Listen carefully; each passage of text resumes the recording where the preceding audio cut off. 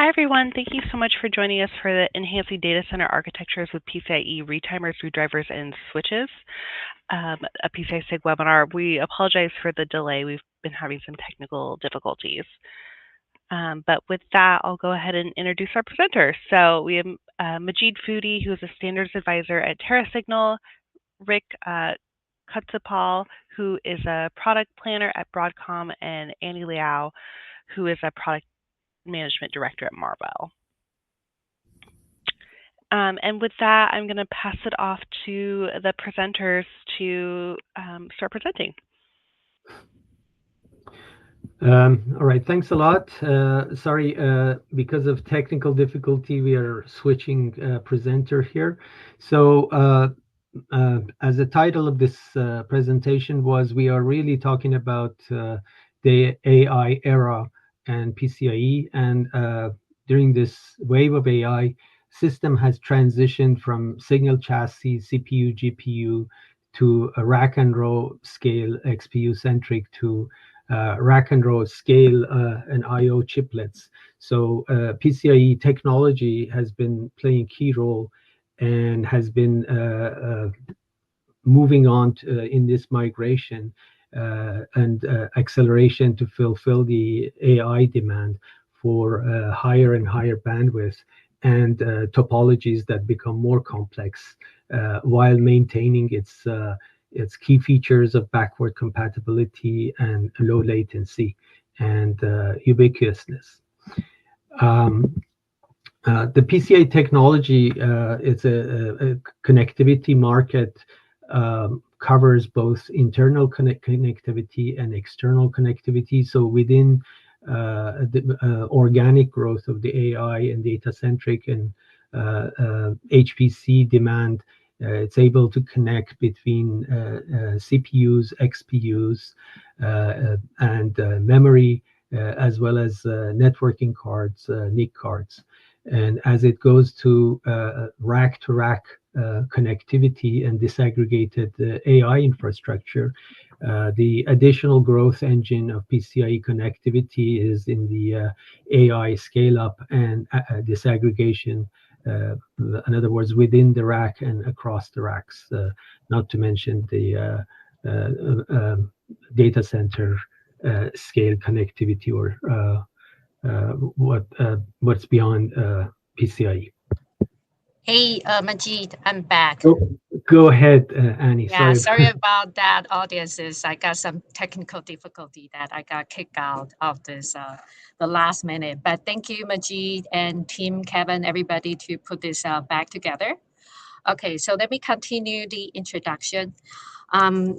So we look into where PCIe has been adopted in the wave of AI, but where are we really at on the PCIe technology roadmap? So if we look into this very iconic PCIe roadmap, we can see that the green ones represent the I/O bandwidth double every 3 years. And the purple one is really where the PCIe-SIG standard has been finalized. So we are now at the end of 2025, where PCIe 5.0 technology is maturing and PCIe 6.0 technology is ramping with a lot of real complex endpoints, test equipment that's been evolving. And we just finalized PCIe 7.0 spec, and the development at the chip vendor side, the test equipment side has been ramping, and PCIe 8.0 pre-work has been initiated. So where is so PCIe is really a long time protocol, as everybody can see that it started from 1992, which was the initial PCI spec, and then PCIe has been really around for 20 plus years. The whole computer industry has been using this since 20, 30 years ago. But what is it about PCIe that attracts the whole industry adoption and the whole industry just keep evolving and moving forward? So these are the 3 key major advantages of PCIe. First, and the most important one, is It is a very pervasive and mature ecosystem. The standard has been around for 20 plus years. It is the most widely adopted protocol in the industry. And the PCIe tools, IPs, test equipment has been in maturity for a very, very long time. Secondly, also outlines what's the value of PCIe. It is the backward and the forward compatibility. PCIe-SIG runs this great compliance test that makes sure all the devices as well as is in the compliance mode.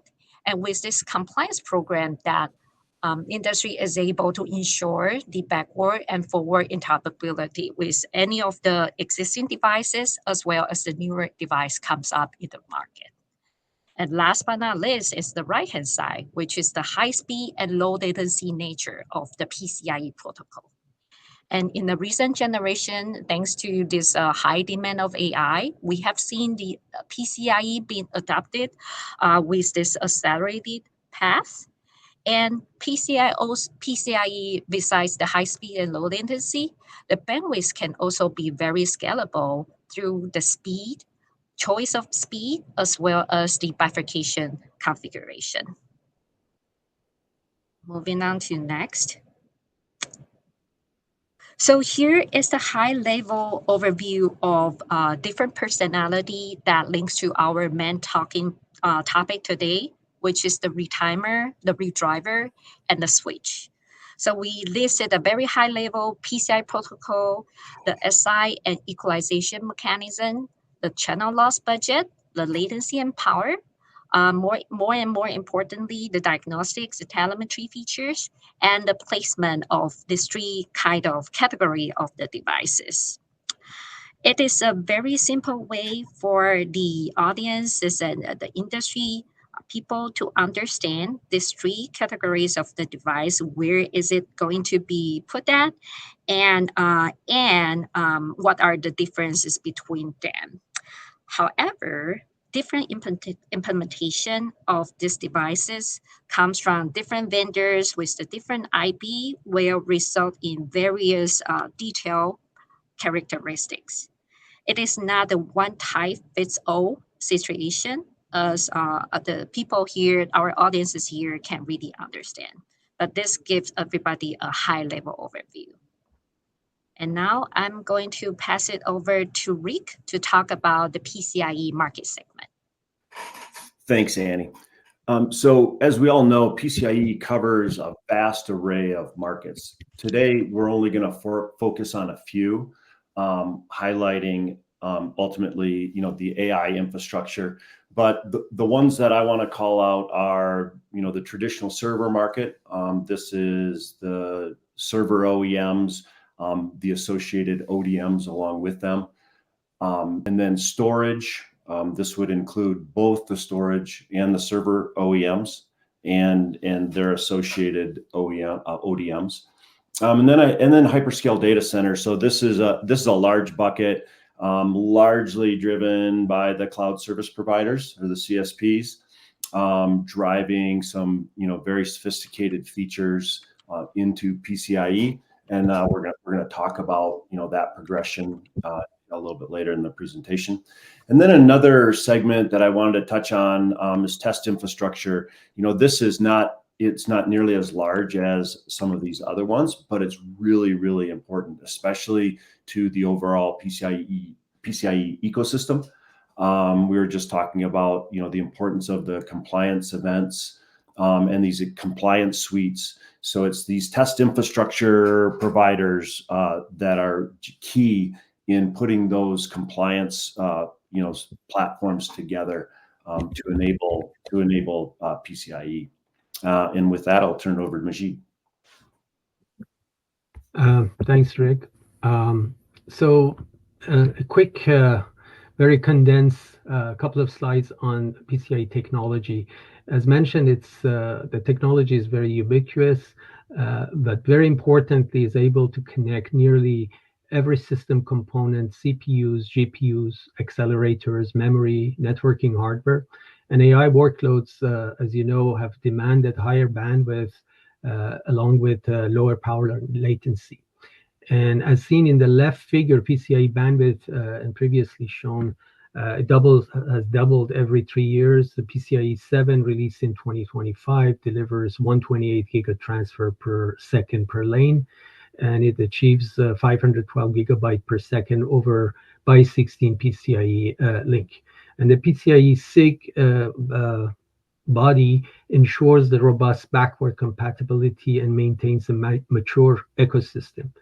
The recent bandwidth leap is mainly driven by a shift to PAM4 signaling, which doubles the data carried per cycle. We also use a special flow control unit, a FLIT-based encoding with error detection and correction, ensuring low latency 1E-6 first bit error rate. And the figure on the right shows the AI infrastructure architectural scale. As seen, optimized topologies enable massive scale-up and scale-out system. And we utilize switches, retimers, and redrivers to switch and extend the reach across backplanes and long and short copper and optical cables, providing the necessary glue for next-generation AI disaggregated architecture within and across the servers.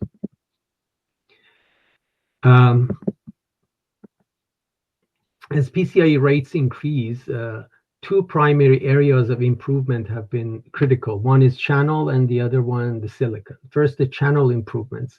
So as mentioned, PCIe rate increased 50-fold from the 2.5 gig of PCIe 1 to 128 gig of PCIe 7.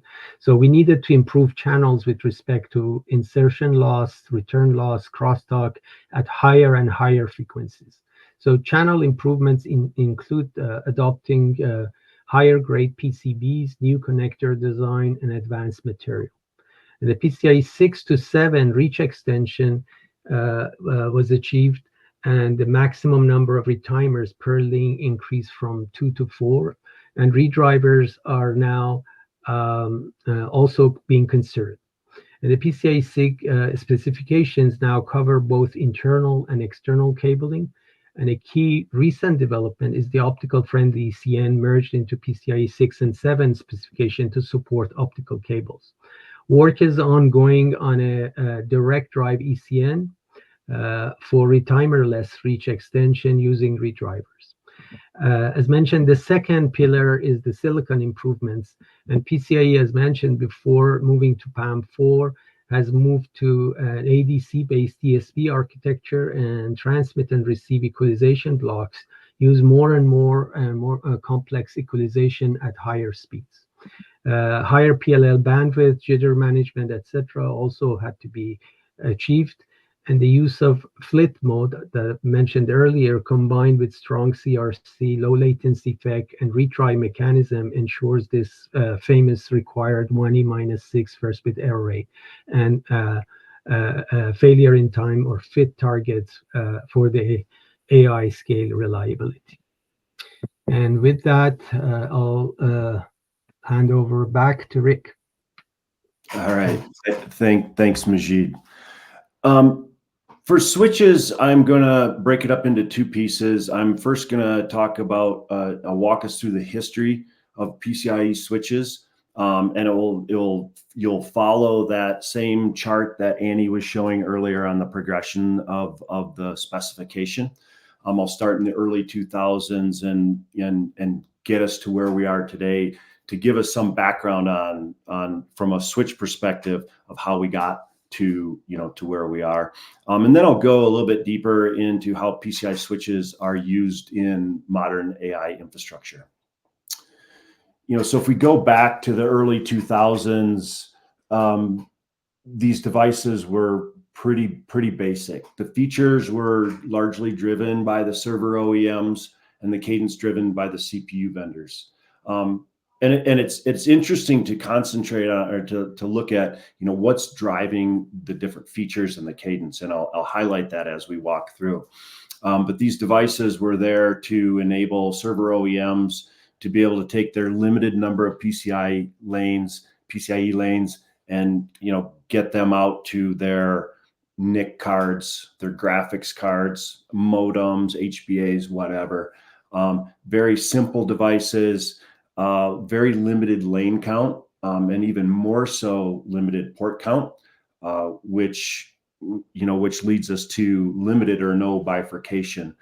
So typically they're by 16 in, by 16 out. Pretty simple. Very limited other features. If we then forward a little bit further along, the interception of high performance computing, and now performance became a bigger driver. The features were still being driven by the enterprise server OEMs, and the cadence was still being driven by the CPU vendors, but the devices were starting to get a little more sophisticated. Lane counts were increasing. Bifurcation became more important, to be able to bifurcate from by 16 to by 8, for instance. Features like non-transparent bridging started to get introduced. Again, increasing the level of sophistication of these devices. And during this time, a more efficient encoding scheme was presented, moving us from 8B10B to 128, 130. Then there was storage, right? So the advent of NVMe, drove kind of a new era within PCI Express. The features were now being driven by some combination of the server and storage OEMs, right? The storage OEMs were playing a larger role in this. The cadence, however, was still being driven by the CPU vendors. So what was needed? What was needed were, larger fabrics to be able to go and talk to, more than just 4 drives, for instance, a bifurcate, taking a by 16 and bifurcating it to by 4. It's talking to 16, 24, 32, 48 drives. And this drove another level of sophistication into the switches. It also drove higher lane counts. We saw lane counts rise, yet again. And I touched on bifurcation. Bifurcation became, absolutely critical, and going down as far as by 2 and even sometimes by 1. Other features, that were very important to traditional enterprise storage got introduced. One notable would be hot plug with robust surprise add and remove. That was table stakes in this part of the evolution. And then that takes us to today, where AI is playing a huge role in PCI Express as we know it. The features now, notice this, the features are largely driven by the CSPs.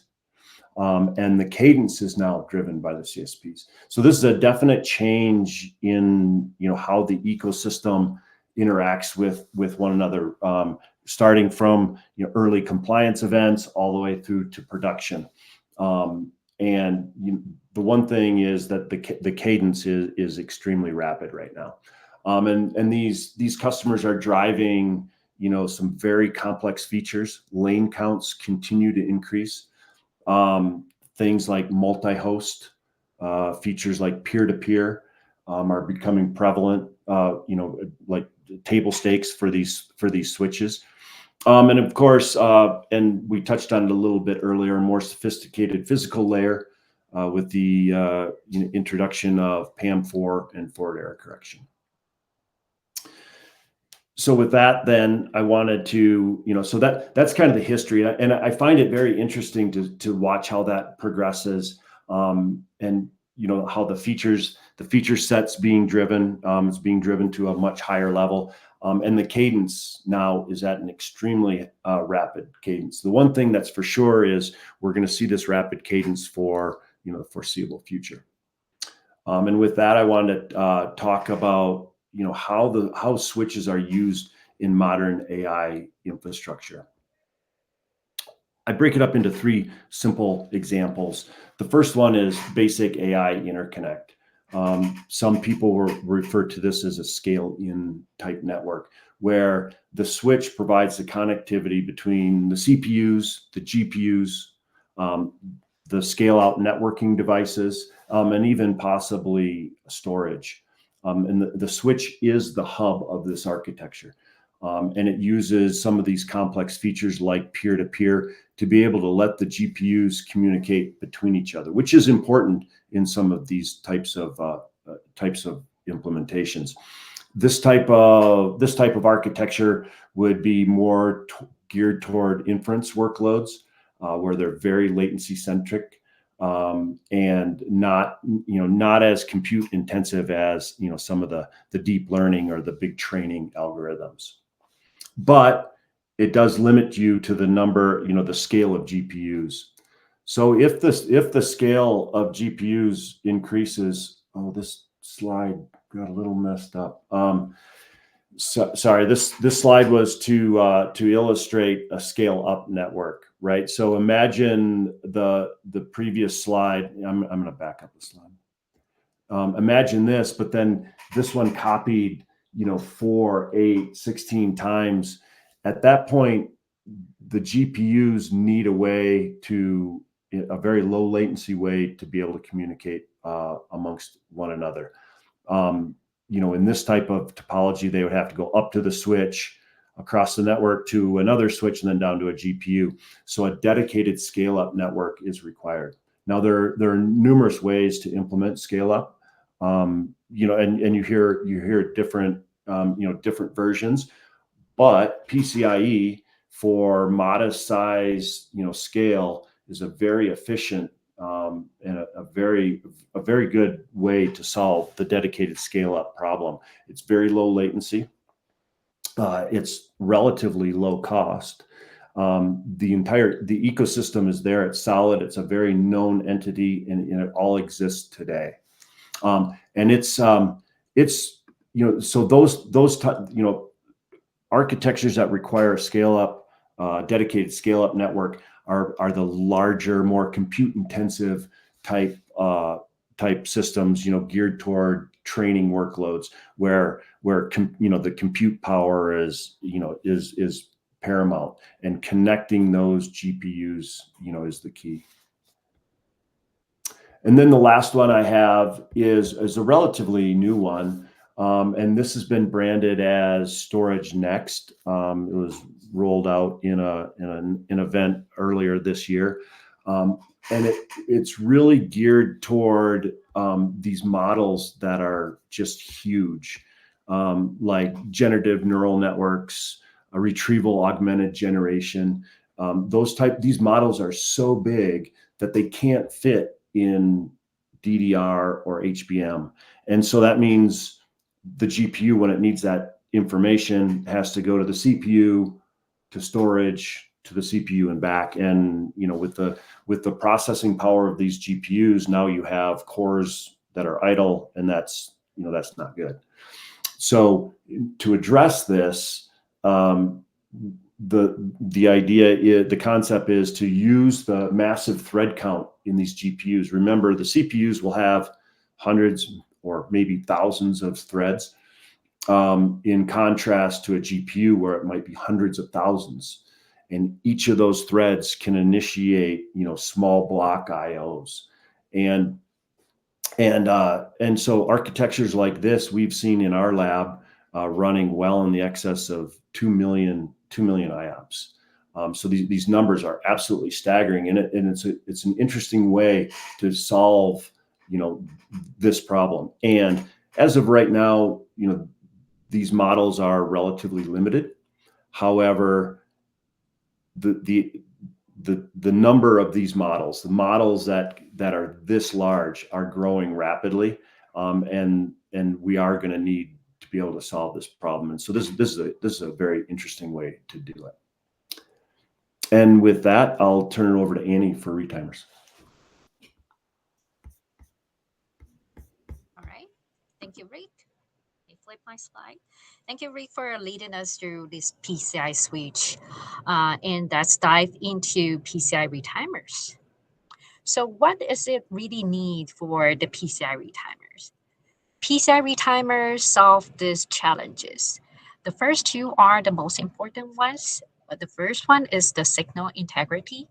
So when the PCIe generation advanced and we reach double the speed, now there are more and more the challenge to get this higher speed signals pass over in combination with the PAM4 modulation in PCIe 6.0. That complicated a lot of things on the PCB or even going through cables. So does PCI retimer devices really get these noisy signals in and recondition it and retransmit it with a clean set of data and clock? And in combination with this signal integrity help, this actually can really extend the reach, what is needed for this modern AI servers, even the rack scale design or row scale design, as well as the disaggregate system. All this kind of system architecture that will require a longer reach. And then the other two value or the challenges that PCI retimer can really solve is the telemetry and diagnostics feature. In terms of telemetry, PCIe retimer can get the bit error rate, can monitor the receiver side of the ICE, can check the FAC, can monitor the voltage and the temperature, and do a lot more from there. And then in terms of diagnostics feature from the PCI retimer, it can natively support the loopback. It can generate the pattern and also check the pattern to see if this signal condition is correctly performed. It can check the LTSSM not only for the retimer itself, but also for the link partner in the same channel. So thinking of it as the root complex and endpoints LTSSM status, as well as a lane margining that can also be supported by PCIe retimer. And then let's look into the signal integrity and the reach perspective. So this next slide outlines the copper reach with and without the retimer. There are two portions of the slides that start on the left side.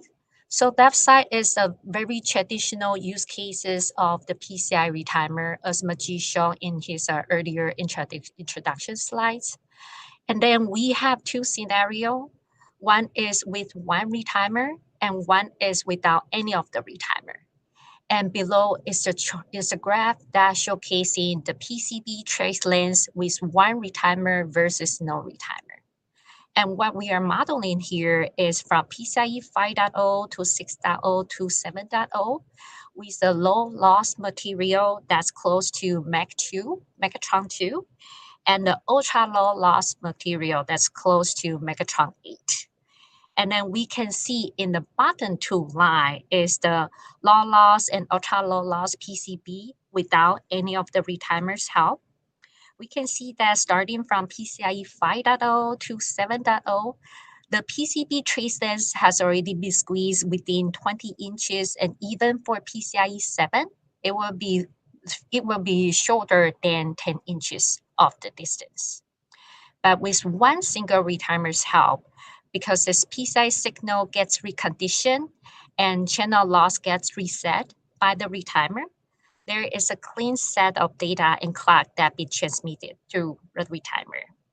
And then with one retimer's help, at the PCIe 7, we can see that with low loss material, one retimer, this PCB trace lenses can extend it to close to 20 inch.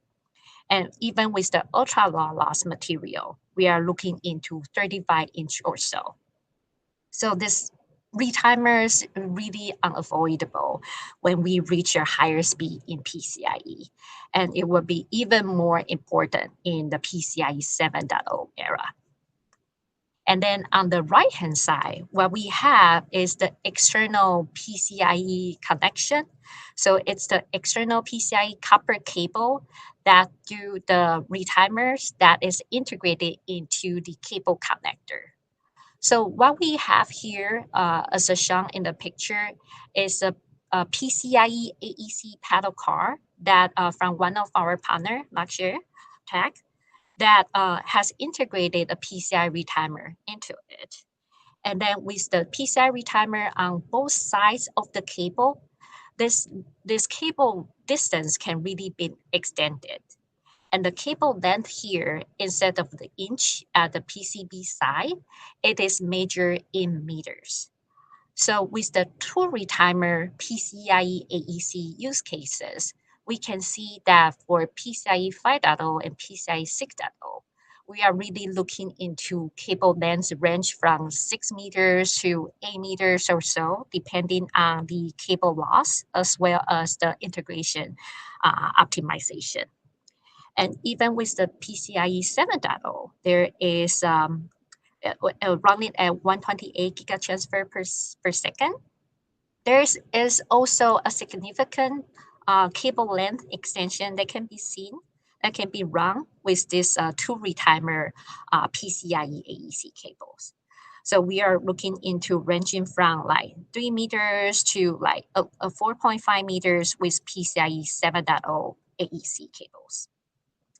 And since we are at the external cable section, I do want to bring up the next one, which is the optical PCIe application. So here is a demo that Marvell put out earlier this year at OFC event. It is the industry's first live PCIe 6.0 protocol level demo over optics. And the setup is really have a root complex at the front of the board going through retimer that's been covered by this TeraHub heatsink, and going through this electrical IC to photonic IC to get electrical signal transferred into photonic signal, and transfer through this 10 meters of optical cable going to the backside, which does the same photonic signal to electrical signal transition and go through the endpoints. And this is only using one retimer in the link. This is performed in the OSFP XE form factor with the full 16 lane support of the PCIe, running at 6.0, 64 gigatransfer per second. And then this earlier demo was performed with the black jacket optical cable that was the electric engineering sample. And then our partner now have a yellow jacket production candidate. It is the same 10 meters. So we can see that PCI can really be used going out of the system chassis to within the rack and then to cross rack with the PCI AEC and PCI and optical PCIe application. And then let's switch back to a little bit on the PCI retimer real life use cases. So as I mentioned that the most important thing the PCI retimer did is signal integrity, to improve the signal integrity as well as to extend the reach. This comes hand in hand together. So in the left-hand side, we see that this is the traditional way, or it's the more popular way when PCI retimer has first been widely adopted. It is to be put onto this GPU baseboard and to recondition the signal coming from CPU sitting in the other side of the system chassis, probably in the other board, and then get this PCI signal reconditioned and then pass the clean signal and clean data and clock signal to each of the GPU. So in this board, we can see that there is each one retimer per GPU. And then the bottom one on the left side is another example that this is the motherboard, which the PCI retimer is been used to recondition the signal passing from the root complex or endpoints through the CAM slot. So it's being placed close to the CAM slot. At the middle side is system modularity. Again, is to help signal conditioning as well as extending the reach. So the PCI retimer can be placed very close to any of the connector, whether it's the backplane connector or the middle one is the one that's used to get signal from CAM slot to MCIO cable slot. And then the last one is another option for the storage backplane. If the signal getting from the host side is not strong enough, there is an option to put the retimer for storage. And then on the right side is the rack scale and AI scale up application for PCIe interconnect. Because this PCIe signal is to travel out of single traces to within the rack or even across the rack, PCIe cables is being used in this application. And these PCIe cables can have retimers sitting on the board and driving the passive copper cable, or this PCI retimer can be integrated into the cable connector, making it a PCIe AEC or optical PCIe.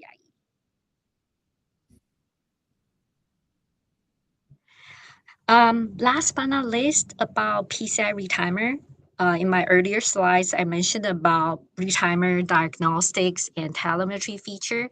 And here is a few examples that we extract from our PCI retimer functionality and portfolio that you can see on the left side is where PCI retimer can collect the link status as well as other information from the root complex, from the endpoints and of course from the retimer side.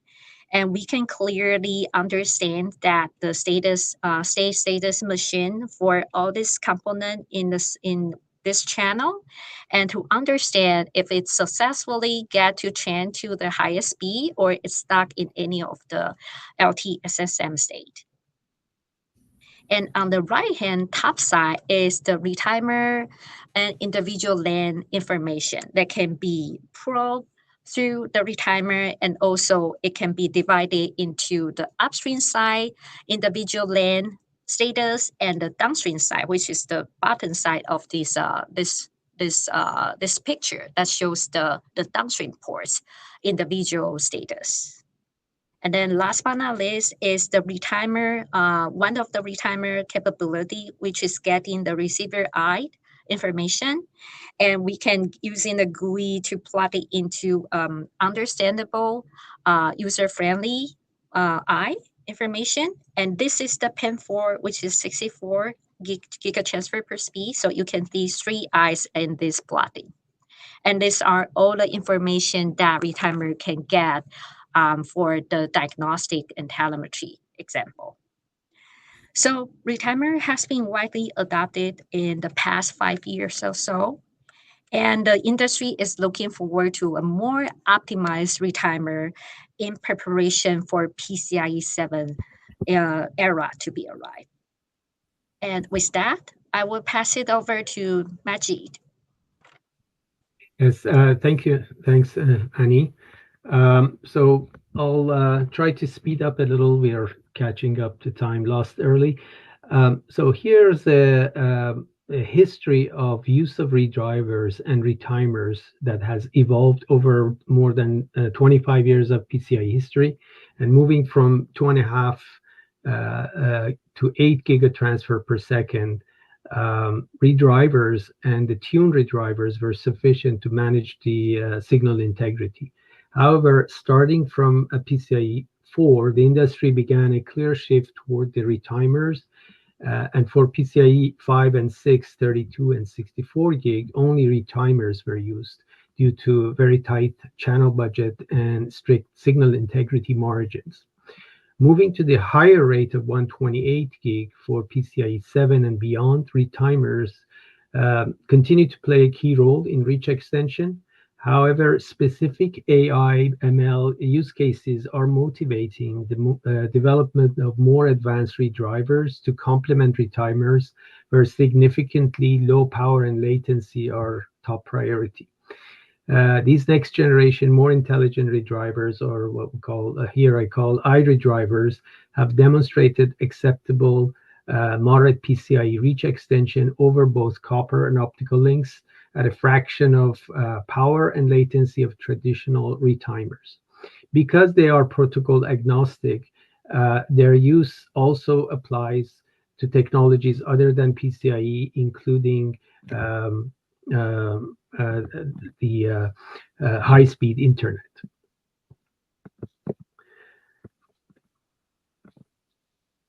So here are some details of this next generation redriver versus the classic redriver on the left hand side and the latest PCIe on PCIe retimers to highlight some of the differences. These iRedriver data path remains entirely analog and extends the classic CTLE filter in these the classical redrivers with an analog FFE for post and precursor equalization.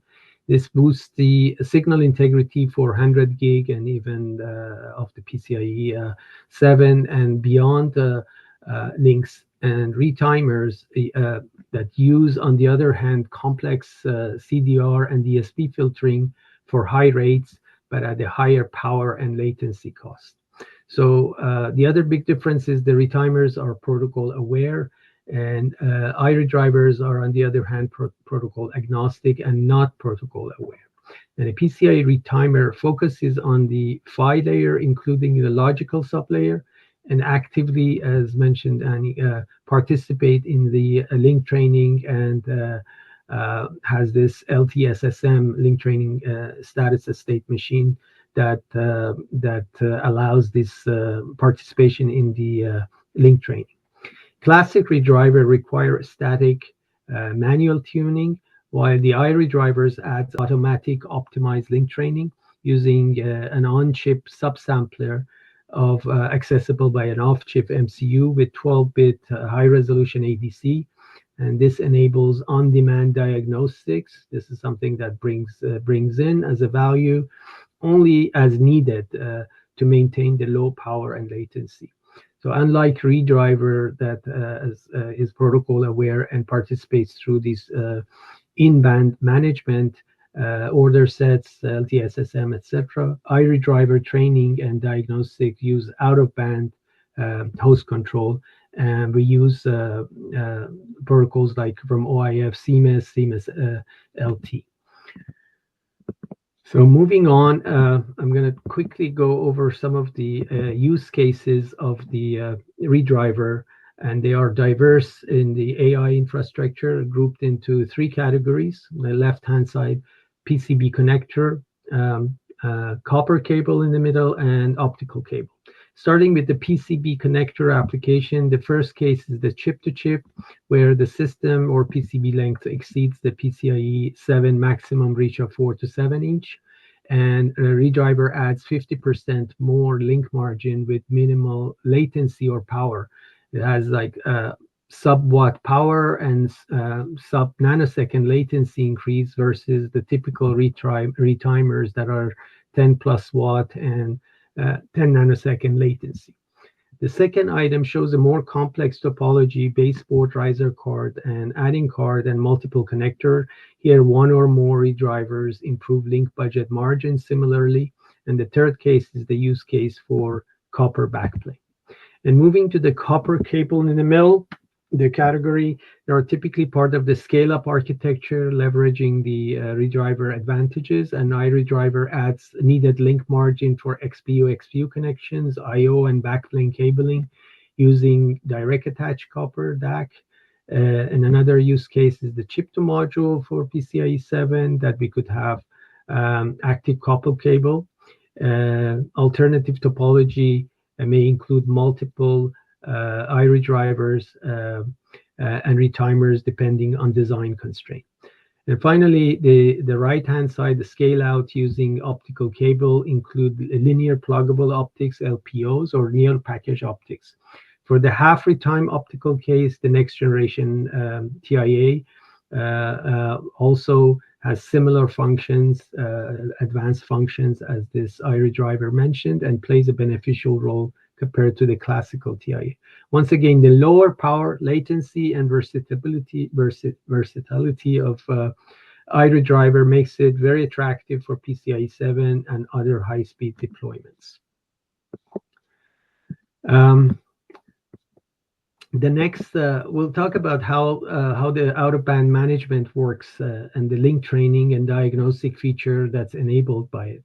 And it can support the specification benefits from specifications like the OIF CMIS, CMIS LT, OpenBMC and the CMS LT specification currently is development and will extend the CMS to cover link training for both electrical and optical segment. And the PCIe to PCIe link shown includes the optical cable and relates to the PCIe retimerless direct drive ECR, also currently in development. So iRedriver, TIA are part of the electrical subsegment A and C and are link trained via the CMS LT procedure. And a two-wire connection shown in red links the PCIe device firmware and the iRedriver MCU firmware using the CMS LT memory map. iRedriver impulse response-based link training and equalization will be automatic and is coordinated with the PCIe device, and both iRedriver local CTLE and FFE as well as the host FFE can be optimized. So the real-time diagnostics digital eye monitoring bit error rate feature of the iRedriver is also a powerful new reliability feature that also is supported via this CMS LT. We're a bit out of time, but I'll try to go through this table. It's an updated table that compares these three classes of device: the classic redriver that was used in PCIe 3.4, this next generation redriver or iRedriver, and the PCIe retimer. And as mentioned, the iRedriver comes in challenging PCIe 7 use cases where low power and low latency are critical. Let's begin the protocol participation. The classic redrivers are protocol unaware. They simply amplify signal. Retimers, as mentioned, are protocol aware. They participate in link training and they have this LTSSM state machine and work with the root complex, switch, and endpoint. The next generation redriver is also protocol unaware, but enables link training via this out of band, as mentioned earlier, and it's covered under this PCI-SIG direct drive ECR in development. The other rows that show the jitter reduction and noise handling among these different devices. Classic redrivers attenuate deterministic jitter, but can amplify the random jitter and group delay distortion.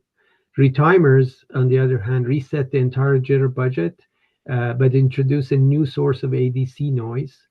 The iRedriver offers a balanced approach, attenuating the deterministic jitter while also amplifying random jitter, but FFE filter helps improve group delay distortion, and lower quantization noise compared to retimer may avoid the link flapping sometimes found in high-speed links with multiple DSP-based SerDes. Moving down the table, equalization capabilities and adaptation, both next-generation redriver and retimer feature analog CTLE. Retimer includes complex DSP-based FFE and DFE filter capabilities, adaptive to channel, while iRedriver uses fractional UI analog FFE for channel post and pre-cursor adaptation. A major advantage for high-speed SI performance and flexibility. And in contrast, obviously, classic redrivers mostly used manually tuned CTLE setting, a process lacking flexibility. The final two rows is about the placement and usage in open systems. Retimers follow the PCIe base spec and can be placed anywhere, making it the most versatile for maximum reach. Classic redrivers are not recommended for open system and placed in highly constrained closed system, while the next generation redriver is also a viable option for placement versatility in open system, and also thanks to these specs, adaptive LT constellation, as well as the PCI 7 work in progress direct drive ECR, interoperability should be better improved. So in summary, complementing retimers, the next generation redriver offers a powerful mix of low power latency and advanced adaptation diagnosing, and bridges the gap between classic redrivers and complex retimers for emerging AI infrastructure. Moving to some conclusion, the trade-offs between choosing a next generation redriver and retimer for depends on your system design. The table on the left gives some of these figures of merits that people consider important.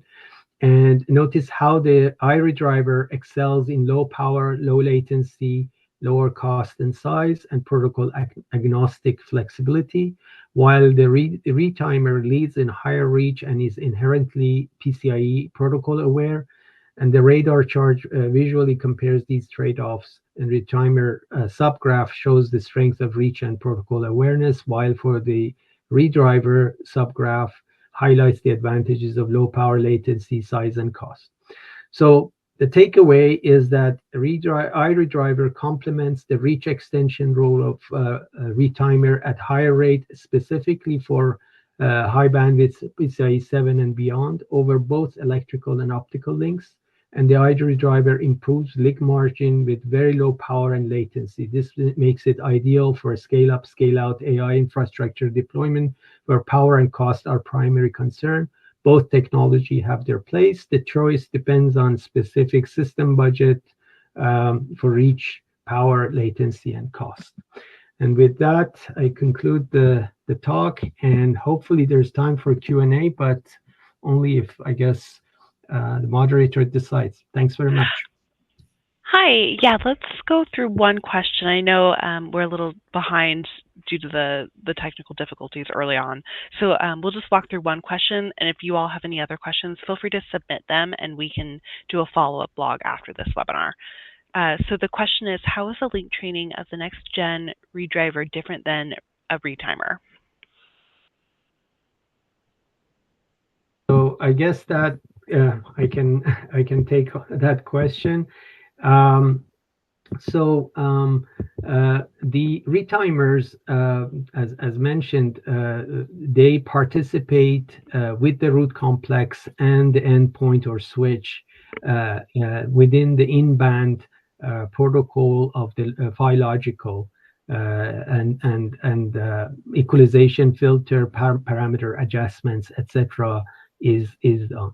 While the redriver under PCIe root complex or endpoint control with a slow clock that is sent by one of these PCIe component and sampling this off chip, able to estimate the impulse response and then optimize its own CTLE FFE, as well as suggest optionally the host FFE parameters. And then after that, the end-to-end PCIe link training can take over and go through its process. I hope that answers the question. Thank you. Great. Well, thank you all so much for joining us today. Thank you to our presenters, and the slides will be available on the PCI-SIG website, and a recording of this webinar will be available on Bright Talk and on the PCI-SIG YouTube channel. Thank you all so much.